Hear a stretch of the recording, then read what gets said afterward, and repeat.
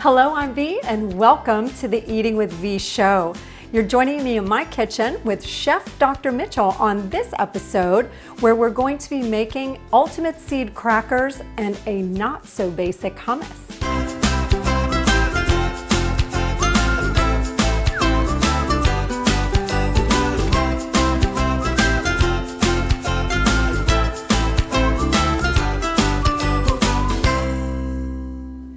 Help me to welcome Chef Dr. Mitchell Kirschner to my kitchen today, and we're going to make some pretty amazing things. Chef Dr. Mitchell is a naturopathic doctor, so if you could take a moment and please tell everybody what a naturopathic doctor is. Excellent, I'd be happy to. Love to be here, thanks. Thank you. So, in brief, naturopathic medicine is the bridge between the knowledge of science and the wisdom of nature. And what we've done is the concept that you might have heard this saying before, let food be your medicine and medicine be your food. That's what it's all about. But we take a holistic approach. I like to think of it more like integrative healthcare rather than alternative, because if we could all just work together, we'd have a system. So our system is based on using things like food and nutritional supplements and botanical medicine, happiness and joy, those emotional things that also contribute to health as an overall integrative approach. That's naturopathic medicine in a nutshell. Love it. And you all know that I am very much about integrative health, and I love that you're joining us today for this integrative health adventure. So tell us, ultimate seed crackers. Let's talk about the seed crackers and make it for them. We'll tell everybody how to make them as we go. Absolutely. Again, in the concept and the idea of let food be your medicine. This is a cracker based on no flour, no binders except the binders in the seed itself. So we're kind of combining ground flax, which also has a bit of a mucilaginous effect, which contributes to some of the fiber content. Mm-hmm. One of the things that we find in healthcare and in people's health, especially intestinal health, is low fiber intake. These kind of crackers are nothing but fiber. And fiber is critical for things like good digestive health and GI health. Yes. So we're using the ground flax, chia seed. Oh, we could do a whole show on chia seed, as you probably know. Yes. But it's got not only high fiber, high protein, and good essential fatty acids, which are really also wonderful to contribute to our health. Then I see you've got pumpkin seeds, slightly ground up here, which is really nice. It adds a crunch, but pumpkin also adds some certain minerals that are sometimes not so easy to find in the diet normally. Sesame seed, for those who don't know, sesame seed, especially if they're slightly ground, which is what we're going to use a little bit later, but ground sesame seed contributes a lot of calcium and absorbable calcium. Problem for a lot of people trying to get calcium using dairy products is they have trouble digesting the dairy. So if you can't digest the dairy, how do you absorb the calcium? And that's one of the issues. We don't do dairy on this show. We don't do dairy. You don't do it anyways. Right. Every once in a while, just a tad, but I'm really careful with where it comes from. If anyone decides to do dairy, not on the show, it's got to be organic. There are so many chemicals and hormones and things in the dairy. Did you know, you probably did, that girls are starting their menstrual cycle at 8 and 9 years old? Because of the hormones in the dairy. So we want to cut down on that. It doesn't have to be like that. No. So I'm going to tell them real quick what we have here, because we have to make sure they know what all the ingredients are and how much. Mm-hmm. So we have a half a cup of pumpkin seeds. We have a full cup of ground flax seeds. We have a quarter of a cup of chia seeds. And we also have a third of a cup of sesame seeds. So we have all these wonderful seeds, and we're just going to let you show us how to put it all together. I mean, this recipe could not be any easier. Now watch carefully, because this might get by you real quick. So, we're dumping that. Taking our pumpkin seed, we're dumping that. Just for a little blessing's sake, we're going to give a little stir. And then we're going to dump some chia. Looks pretty easy so far. We're dumping in that. Then we'll actually dump some of the sesame. I'm going to leave just a little bit so we can top them off with, but it's all in there. And believe it or not, this is going to bind itself. So we're using just a good heaping tablespoon of olive oil to kind of coat and bring a little fat into the picture, into the recipe. And so we just stir that all in, mix that all up. So easy. Get that, really, this is it. Now, typically what we do is we let this sit, let everything blend. Like what we like to say is let all the flavors marry together. Then we're going to use, now this is, very independent. So I'm going to start off with, you do a little pinch of salt. Now the one thing about seasonings for these crackers, you can go in any direction. You want to make them Italian one time, use some Italian seasonings. You want to make them sort of Indian-like, use some curry seasonings. So they're really versatile. Once you have the foundation, like we have here. That's nice, is you could do anything you want with these crackers. They could probably even add cinnamon and maybe a little monk sweetener and turn them into like a almost treat. like a dessert treat. Yeah. See, now we just let that sit for a little bit, a couple minutes ordinarily. Then what we're going to do is I like to add warm water. So this is slightly warm. And what that does is it opens up, and you want to add it in chunks because what you're looking for is a certain consistency. Somewhere between cement and mud. Oh, that sounds appealing. Right? I know. But cement and mud. Good cement. And healthy mud. What, you never had a mud pie growing up? I'm sure I have at some point. Okay. So you see how this is Yes. kind of consistent, kind of thick.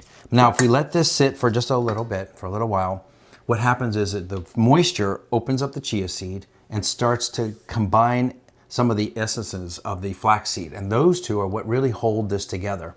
Once this is sit, I like to sit, anywhere between 10 and 20 minutes, depends on your timing.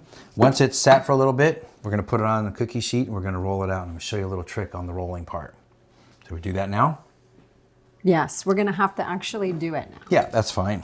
All right, so let's just pretend that we've got all this sat here and it's all combined and it's all mixing really well. So here's our cookie sheet, which we're gonna use that later because we are gonna bake these, but really low temperature. See, we'll leave your seeds aside so that you can put them on the top. Now the secret here, because this is a lot of mixture for one sheet. So typically I like to suggest that you start off with about half. Okay, just for our shake, we're gonna do that. And we're gonna use the second sheet to put on top and roll this out. And you have some special tricks to share I with got a them. little trick to show you to get it even, because we are gonna bake this. And that's what gives it that dried out cracker-like consistency. Now you're gonna set your oven to 200 degrees before you put these in there, obviously. And then how long? They have to cook for a couple of hours? Oh yeah, between 2 and 3 hours. I always say it depends on a person's oven, and because not all ovens cook the same. And you'll know when you start to go in there and you try one and it cracks. If it's not cracking, sort of breaking, it needs a little bit longer. So ordinarily, you're gonna really just kind of roll and roll. Now the secret is, in order for it to bake evenly, how do you get it the same consistency? Watch this. So I take We love tricks on this show. Take a couple of chopsticks or any kind of stick that's of the height you're looking for, and you place it on the side like that and like that. And you let them guide you on how to get your thickness even all the way across. Look at that. Now we're gonna get the same exact evenness throughout the whole cracker. And that way it's gonna cook evenly and it'll break evenly. And because sometimes freehand, if you don't have something like this, you can do freehand. And it's a cracker. It's not like, we're not baking here. So, baking is a science. This is sort of baking, but it's cooking. Well, I don't believe in having things to have to be so precise that people don't want to do it. So exactly. I know for me, I like to get creative in the kitchen. So that's why I always give you all different options with each recipe so that it doesn't have to be perfect. Because I think sometimes people will give up on home cooking because you find that it's too difficult. You have to measure every little thing, and you really don't have to do that, honestly. Sometimes you find that your recipe came out better than the recipe that was given to you. So get creative and enjoy yourself in the kitchen. Absolutely. And there is something to be said for enjoying what you do and how that translates into the food. If you're cooking mad, your food's gonna come out mad. But if you're cooking when you're in a good place and you're feeling good, I'm telling you, it makes the food taste better. It definitely tastes better. I infuse my stuff with love. Like I'm over the processor, like smelling it, loving on it. People are like, oh my God, your food is so great. I'm like, yes, because I love it so much. Okay. And that was super easy. That's it. And then you just gently peel. We're gonna pull this back here so that you can get at it a little easier. There we go. Nice. And voila. Look at that. And then there's the trick, right, for making it easy for them to break it? Yes, if you have any kind of a roller or knife, if you happen to have a pizza roller, makes it very easy. Otherwise, and shape is up to you. I kind of like triangular, but if you know you're doing it for a particular reason, kind of shape it off now. Really what you're doing mostly is just kind of scoring it so that when it bakes, when you go to break them up later, they break evenly. See, that's fabulous. So then when they're all done, you're not like breaking them or falling apart into a bunch of little pieces. You have already scored crackers that you can just easily break. I think that's great. Well, I think this is the perfect opportunity to take a short break. And when we come back, we are going to be making Chef Dr. Mitchell's amazing, not so ordinary hummus. That's right. So we'll look forward to seeing you after the break.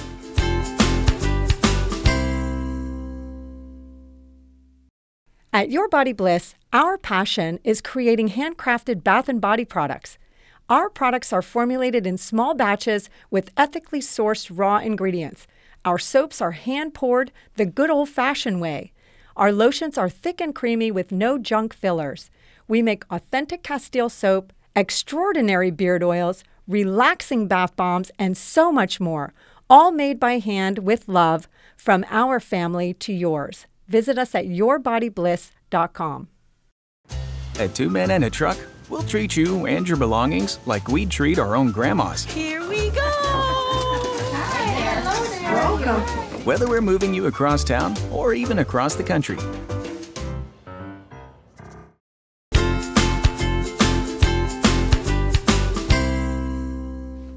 Welcome back.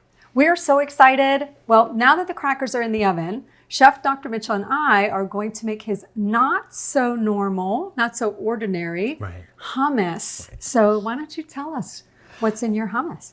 Well, one of the things to understand about hummus, what makes hummus is really it's the tahini, lemon juice, and garlic. When it comes to which bean you choose, like everyone's always familiar with garbanzo, otherwise known as chickpeas, great bean to use, but it has a certain flavor to it, which we're going to use today. But just so you know, sometimes I'll use Great Northern beans, I'll use Canna Lily beans, I've actually used pinto beans, I've made black beans. Believe it or not, I even made roasted cauliflower hummus. I've had beet hummus, cauliflower hummus, all kinds of roasted carrot hummus. So again, the basic foundation for this dish is the tahini, the lemon juice, olive oil, and garlic. Once you put those together, everything else just blends. So here's another little trick that we like to use, because you know how things kind of always stick to the blender wall?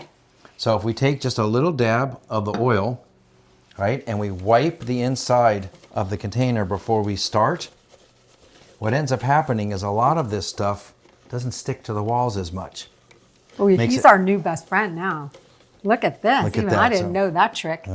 See that? Learn something new every day. And what that does is later, when we're going to scrape down, we're not having to scrape down as much because it's literally sliding back down, because the whole premise behind this is how well we can blend everything. The smoother we blend it, nice, smooth consistency to the hummus, unless you want it chunky. You want it chunky, blend a little less.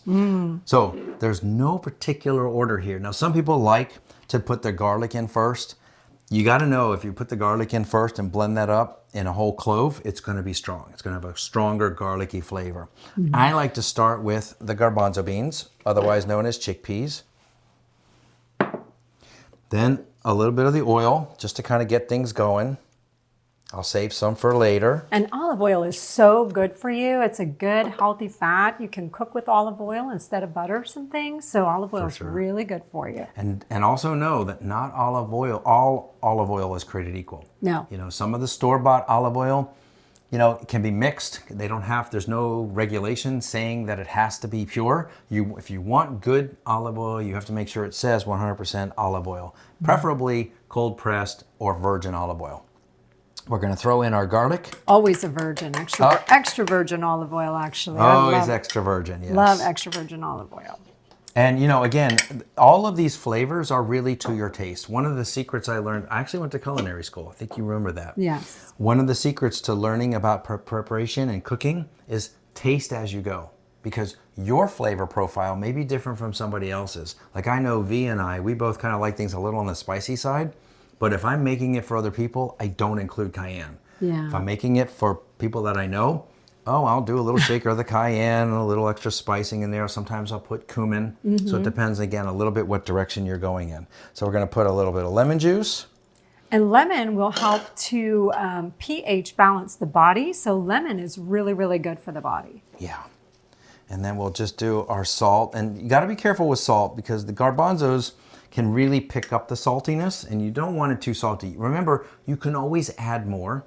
Trying to get it out later, it's going to be really difficult because they're really small granules. So you can't pick them out so well. So that's it. We're going to start there. We're going to blend it up. We're going to get a consistency. You're going to scrape down the sides and then you'll make decisions how much more you want to add later. Well, we still have the tahini. Yeah, I always like to start this, get this going. Once this blends and once all the flavors here start to marry, because when the tahini goes in, it's like this big mass. It's a thicker consistency. So it kind of clumps up a bit the blender. So we're gonna blend that up. Then once everything is nicely mixed, then we add our tahini. Now you can do it all together. You can. I've just found for me, I like to get this thing going, then add my tahini, blend again, scrape the sides, and then adjust flavors accordingly. That's kind of how my black bean donuts are, because I make those in a Vitamix, the food processor, but it's the blender processor. And you have to add certain ingredients a certain way, but not with this. You can put it all in the blender because a lot of us are busy. And so you can take all of these ingredients, put them right into the processor, which we're gonna do after we take this break and let you hear a word from the people that keep supporting our show so that you can keep watching. So we'll be back in just a moment. Yo-Yo Asian Street Food has a fresh dish you're going to love. Whether you want to be a little naughty with our crispy fried chicken wings, or nice with our fresh veggie ginger stir fry, as eating with V would recommend, or maybe you want to be naughty and nice with our tasty mango sticky rice. No matter the choice, you're going to love Yo-Yo Asian Street Food. And now you can purchase our Yo-Yo Special Sauce to add incredible flavor to all of your dishes at home. We're located at 10923 South US Highway 1 in Port St. Lucie and the shopping center right next to Walmart.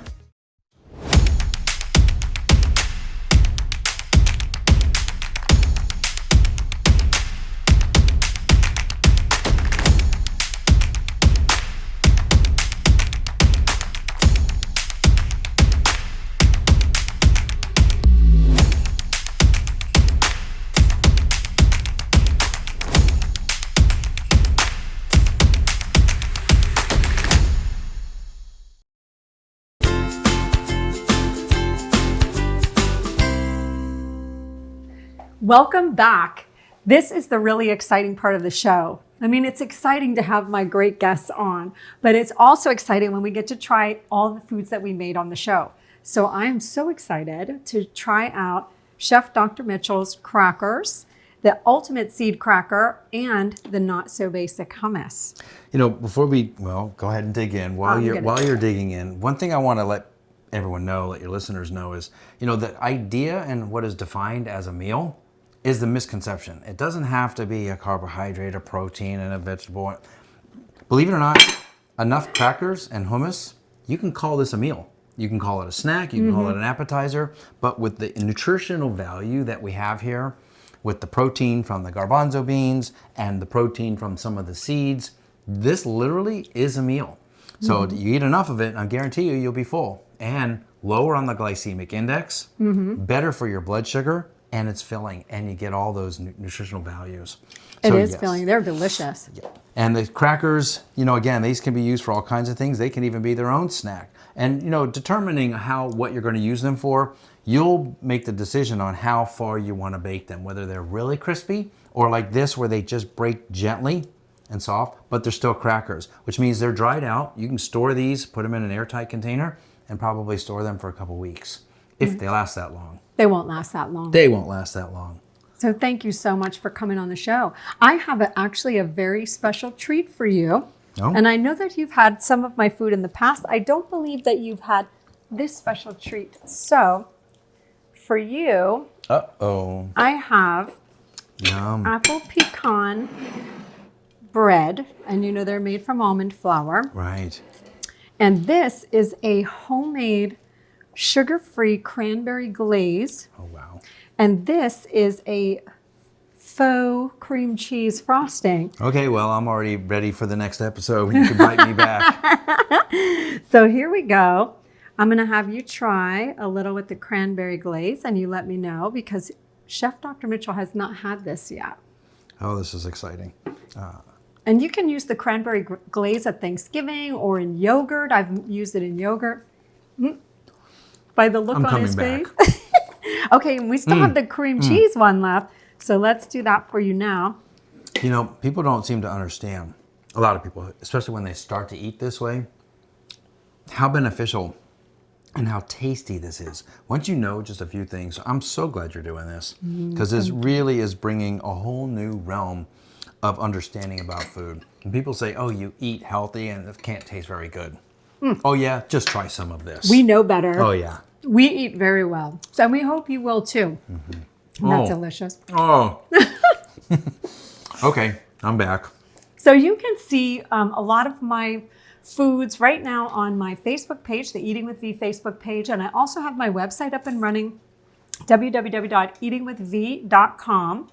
And the food blog is going to start going more there, but all of the shows are housed there. And some of my Food Labels 101 lessons are also there, and they're free, available to you, because I'm very passionate about you understanding why I do what I do. And do you want to tell them how they can find you? Yes, mine's really simple. If you go to www.drmitchellkirschner.com, and there's a whole website, there are some books there, there's a sugar detox there. It's all laid out very much in line with what V's doing. That's why I'm so glad to be doing this with her. drmitchellkirschner.com. It's all there. Please feel free to stop by, take a look, and there too you'll find some articles, some recipes, and opportunity to learn and expand a little bit more. Excellent. And you know, there are so many great people to learn from. So that's why I bring guests onto the show. I could just cook for you, but it's about bringing in new dynamics, new people with new information that you can have and use on your integrative health journey.